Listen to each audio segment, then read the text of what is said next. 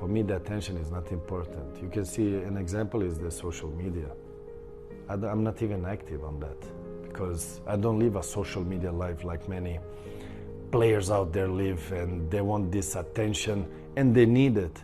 My attention is the way I perform, and I know how I can perform and what I need to perform. I'm the best at what I'm able to do. So all the other things around is not important, because who would recognize you if you were not the football player?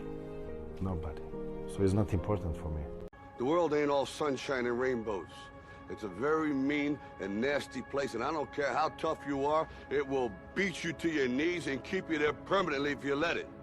You, me, or nobody is gonna hit as hard as life. But it ain't about how hard you hit. It's about how hard you can get hit and keep moving forward. How much you can take and keep moving forward. That's how winning is done. Now, if you know what you're worth, now go out and get what you're worth. But you gotta be willing to take the hits and not pointing fingers saying you ain't where you wanna be because of him or her or anybody. Cowards do that, and that ain't you. You're better than that. My father could have been a great comedian, but he didn't believe that that was possible for him. And so he made a conservative choice. Instead, he got a safe job as an accountant. And when I was 12 years old, he was let go from that safe job.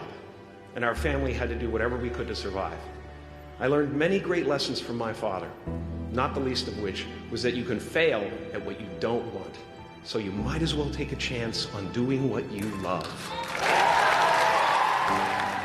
If you're not bright at school, and I wasn't clever at school, you can teach yourself something good, providing you have a good mentor and providing that you're patient. What do you think happens when we die, Keanu Reeves? I know that the ones who love us will miss us.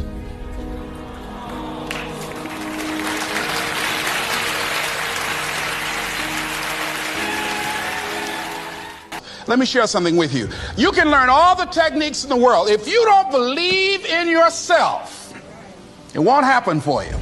You've got to focus on you. And as you convince you, as you sell yourself every day, you will begin to see a difference in the things that you're doing.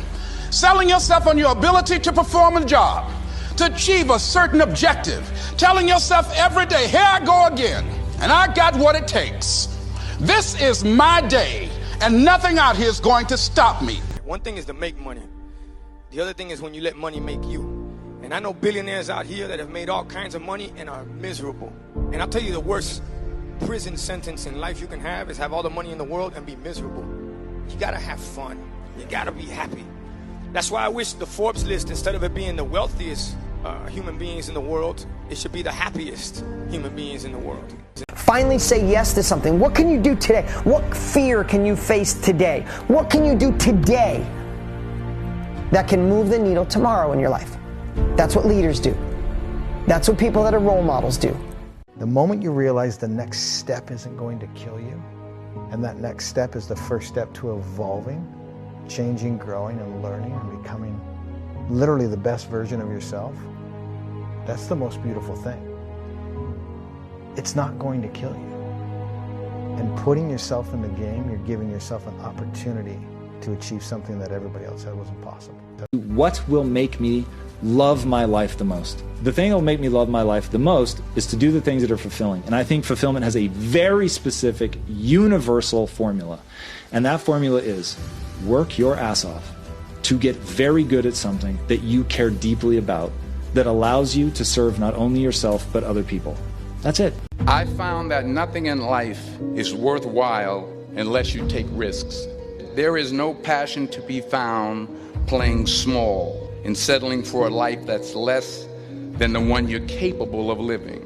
Now, I'm sure in your experiences in school and applying to college and picking your major and deciding what you want to do with life, I'm sure people have told you, make sure you got something to fall back on. But I never understood that concept, having something to fall back on.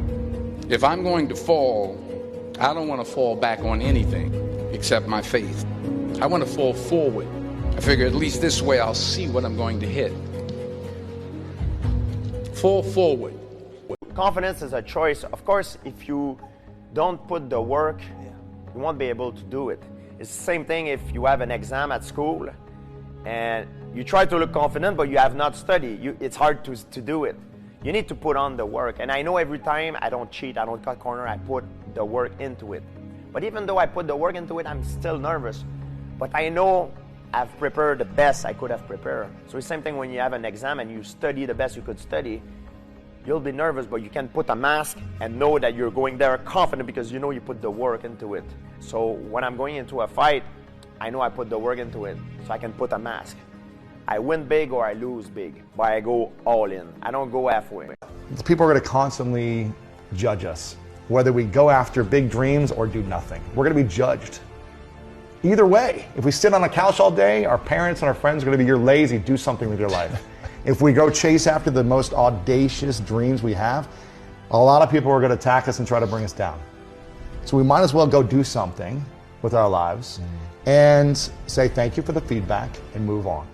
I would like to know when you're in that moment failing and you have to keep going, what do you say to yourself? What if?